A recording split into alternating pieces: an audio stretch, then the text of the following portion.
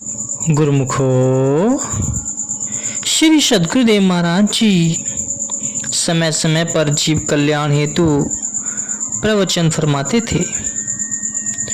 उनमें से कुछ श्री अमृत प्रवचनों का उल्लेख गुरुमुखो आपके सामने प्रस्तुत किया जा रहा है। सभी ध्यान पूर्वक सुने। गीता में भगवान श्री कृष्ण जी कहते हैं कि हे अर्जुन, इन आंखों से तू मेरा स्वरूप नहीं देख सकता। यदि वास्तविक स्वरूप को देखना चाहता है तो अंत दृष्टि से मेरे स्वरूप को देख। परमात्मा दो स्वरूप हैं, निराकार और साकार। निराकार की ज्योति का दर्शन करने के लिए साकार सद्गुरु का ध्यान करना जरूरी है, क्योंकि जब तक किसी वस्तु का आकार, रूप और रंग ही विदित नहीं है तब तक हम उसे कैसे देख सकते हैं।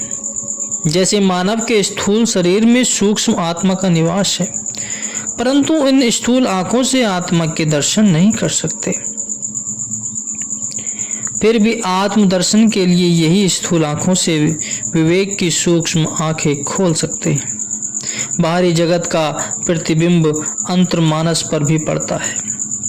परमात्मा निराकार अर्थात सूक्ष्म सत्ता से साकार सद्गुरु के रूप में अर्थात स्थूल देह को इसलिए ही धारण करते हैं कि इस स्थूल रूप की ज्योति के ध्यान से सूक्ष्म ज्योति को न देखा जा सके। जब सद्गुरु के स्थूल रूप की पावन ज्योति हृदय में जग जाती है तो परमात्मा की ज्योति के भी दर्शन हो जाते हैं। परम संत श्री कबीर साहिब जी कहते हैं कि मूल ध्यान गुरु रूप है, मूल पूजा गुरु पाव, मूल नाम गुरु वचन है, मूल सत्य सतभाव। अर्थात यदि परमात्मा की ज्योति को देखने की अभिलाषा है तो सद्गुरु का ध्यान ही मूल मंत्र है। उपासना के लिए सद्गुरु के चरणों की सेवा मूल मंत्र है। नाम जपने के लिए सद्गुरु के श्री वचनों के अनुसार अपना जीवन बनाना ही मूल मंत्र जाप है और सच्चाई एवं विश्वास से सब काम करना ही परमात्मा को पाने का मूल मंत्र है।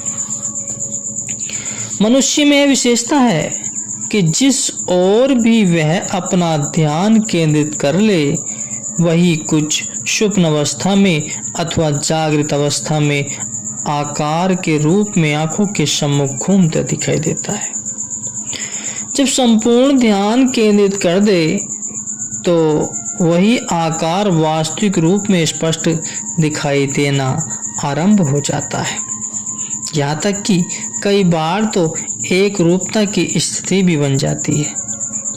अब विशेष ध्यान देने योग्य बात यह है कि मनुष्य को अपना ध्यान किस ओर केंद्रित करना है। मनुष्य का वास्तविक उद्देश्य क्या है गुरुमुखो? मनुष्य का वास्तविक उद्देश्य तो मालिक की प्राप्ति करना है, जिसका स्वयं यह अंश है। उसी अंशी में एक रूप हो जाना ही इसकी मंजिल है। अभिप्राय यह है गुरुमुखो कि अपनी मंजिल पर पहुंचने के लिए अपने ध्यान को भी लक्ष्य पर केंद्रित करना पड़ेगा, तभी लक्ष्य की प्राप्ति होगी। लक्ष्य कैसे मिलेगा? यह स्थूल चक्षु जब अपने ध्यान की समस्त धारा श्री सद्गुरु के ध्यान में केंद्रित कर देंगे तो यही स्थूल रूप में भी श्री सद्गुरुदेव महाराज जी की श्री छवि सूक्ष्म रूप परमात्मा अथवा आत्म ज्योति के दर्शन करा देगी। श्री गुरु रामदास जी महाराज कहते हैं कि गुरु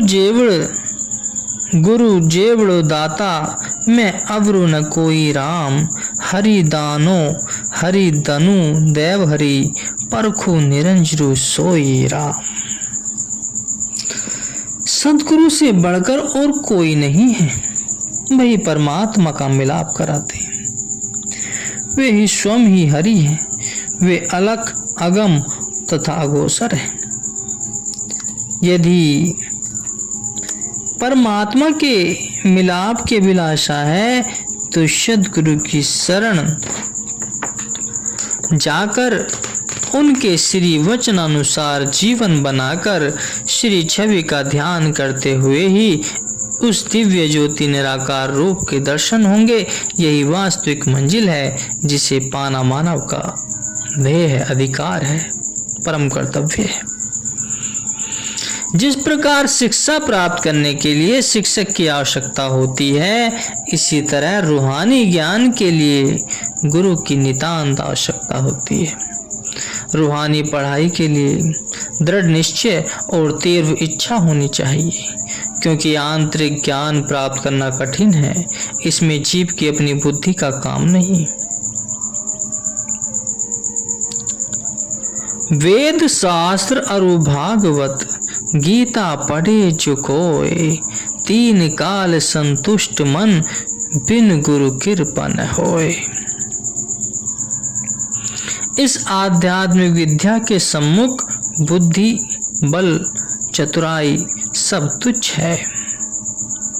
यह पराविद्या का प्रशिक्षण है, जिसका ज्ञान समय के पूर्ण गुरु के बिना समझ सकना अत्यंत कठिन है। जैसे पुस्तक के ज्ञान को प्राप्त करने के लिए शिक्षक की आवश्यकता होती है, अध्यापक की आवश्यकता होती है, क्योंकि जो कुछ लिखा हुआ है उसे समझ सकना मुश्किल है। कई ऐसे गुप्त रहस्य होते हैं जिनका ज्ञान केवल शिक्षक अध्यापक को ही पता होता है।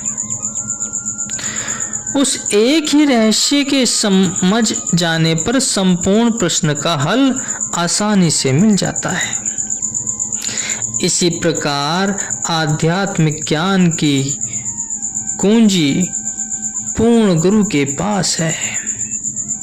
गुरु का वचन मानने से ध्यान आएगा। जब ध्यान आएगा तो आंतरिक विद्या की कुंजी हाथ आ जाएगी।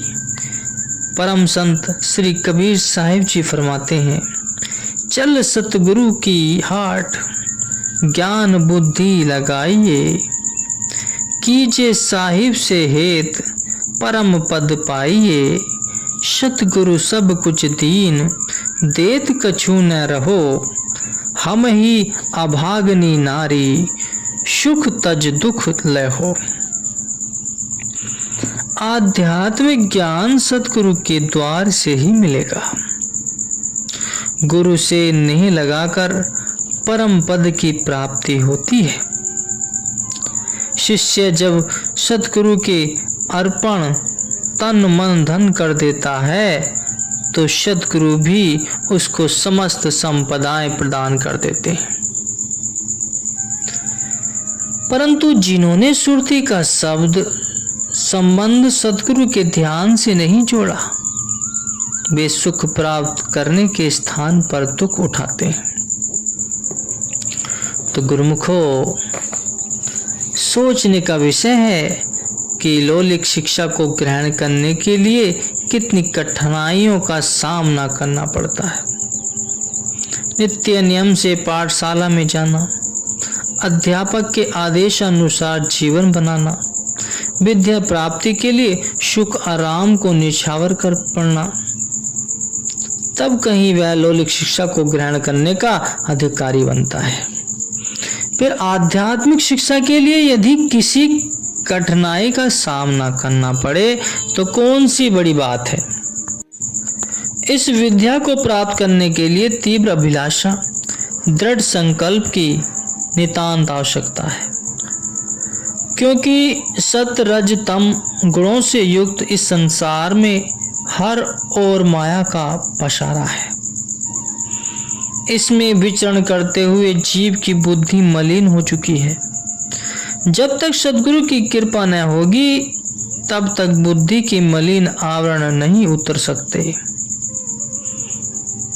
कितनी भी कुशाग्र बुद्धि क्यों न हो, परंतु पराविद्या को समझने में असमर्थ है।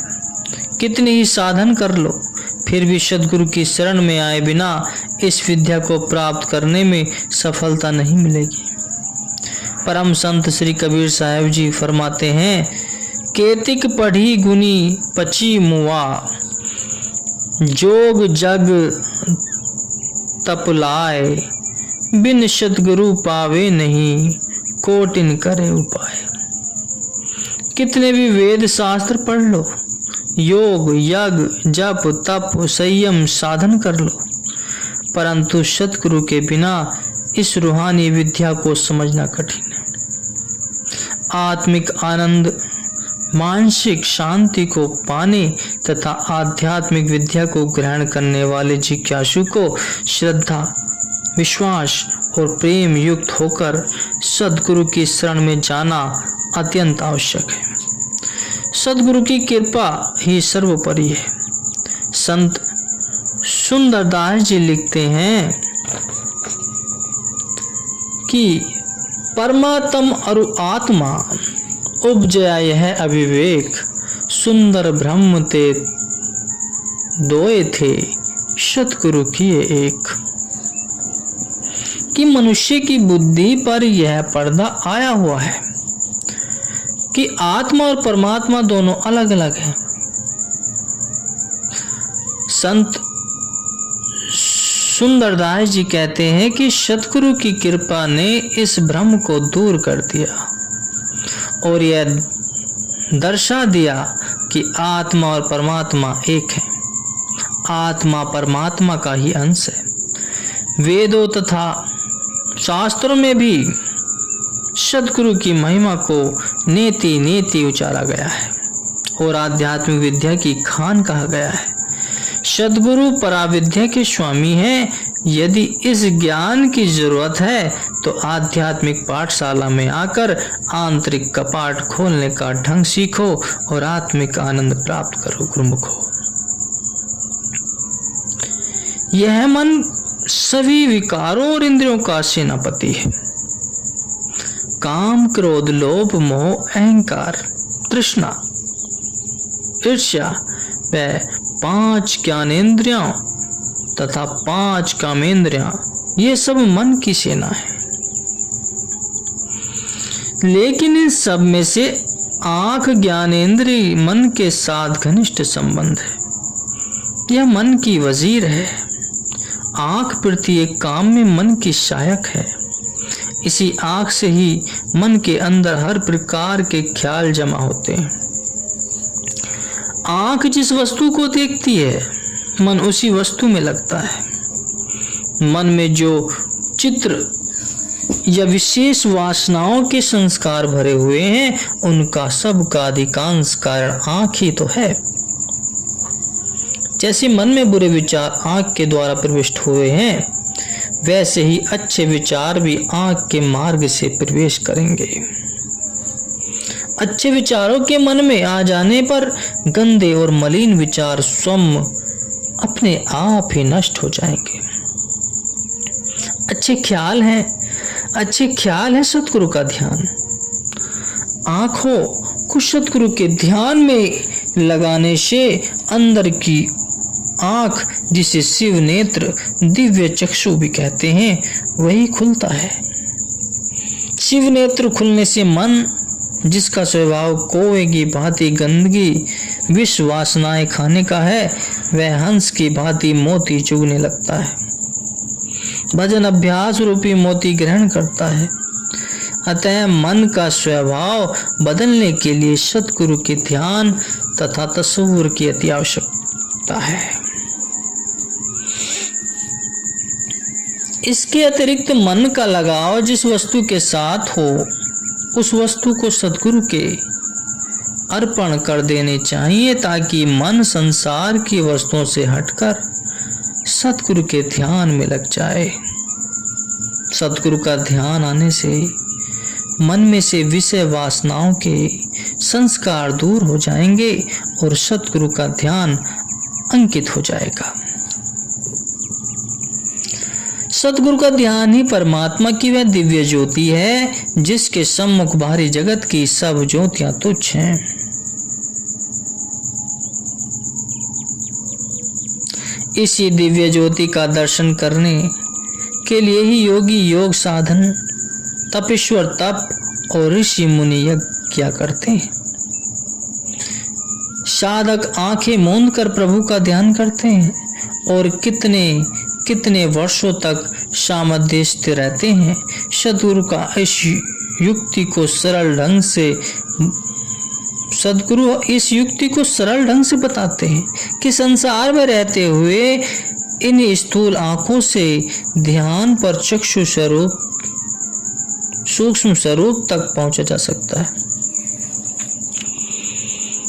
गुरुमुखो, जन्म जन्मों के संचित कर्मों का परिणाम ही मन है। जिस तरह के कर्म किए गए हैं उसी तरह मन की हालत बन गई है। यदि संचित कर्म बुरे हैं तो मन भी उसी के अनुसार मैला तथा गंदगी से भरा हुआ है। यदि हम चाहें किस मलिन मन से रूहानियत के भेदों को, जो गूढ़ से गूढ़ और गुप्त हैं, जान सके तो यह बिल्कुल असंभव है, क्योंकि मन तो विषय विकारों की गंदगी से भरा हुआ है। मन रूहानियत के गुप्त भेदों को नहीं समझ सकता। इसलिए जरूरी है कि मन को निर्मल करने का उपाय सोचा जाए। मन की मलिनता को दूर करने का तरीका यह है कि पूर्ण सत्पुरुषों की संगति प्राप्त की जाए। पूर्ण संत सद्गुरु की सेवा और नाम की कमाई से ही मन में भरे हुए विषय वासनाओं के ख्यालों को दूर किया जा सकता है। इसलिए इस मन को सद्गुरु की सेवा में लगाओ और शरीर से निष्काम कर्म करो। मनुष्य जन्म में किए हुए निष्काम कर्म पहले के किए हुए सकाम कर्मों को मूल सहित समाप्त कर देंगे तथा मनुष्य के अंदर जो संचित कर्म भरे हुए हैं सब धीरे धीरे दग्ध हो जाएंगे। जब मन निर्मल और पवित्र हो जाएगा तब रूहानी भेद आसानी से समझ में आ जाएगा। किस प्रकार मैले कपड़े पर रंग नहीं चढ़ सकता, जिस प्रकार मैले कपड़े पर रंग नहीं चढ़ सकता, उसी प्रकार मैले मन पर भी भक्ति का रंग नहीं चढ़ सकता। परम संत श्री कबीर साहिब जी कहते हैं कि गुरु धोबी शीश कापड़ा, साबुन सिर जनहार, सुरती शिला पर धोइए, निकसे ज्योति अपार। कि सद्गुरु ही शिष्य के मैले मन को धो सकते हैं। सद्गुरु के बताए हुए भजन अभ्यास के साधन से ही मन पवित्र हो सकता है। किसी भी वस्तु को नए रूप रंग में बदलने के लिए उसकी वस्तु के जानकार को ही वस्तु देने से वह नए रूप में बनती है। जैसे लकड़ी बढ़ई के पास तथा लोहा लोहार के पास जाए तो नए रूप में सुंदर और बढ़िया रूप में बनकर सामने आता है। इसी प्रकार मैला मन भी सद्गुरु के पास जाकर ही मायावी विचार छोड़कर भक्ति के पवित्र उज्ज्वल विचार ग्रहण कर शुद्ध मन बन जाता है। क्योंकि संत सद्गुरु निष्काम कर्म कराते हैं जिससे संचित बुरे कर्म भी दग्ध दूर हो जाते हैं और मन में सद विचार आने लगते हैं। अतः मन की परिशुद्धि के लिए संत सत्पुरुषों की संगति में जाना आवश्यक है, जिससे मन शुद्ध होकर निष्काम कर्म करने में तत्पर हो जाए। गुरुमुखो।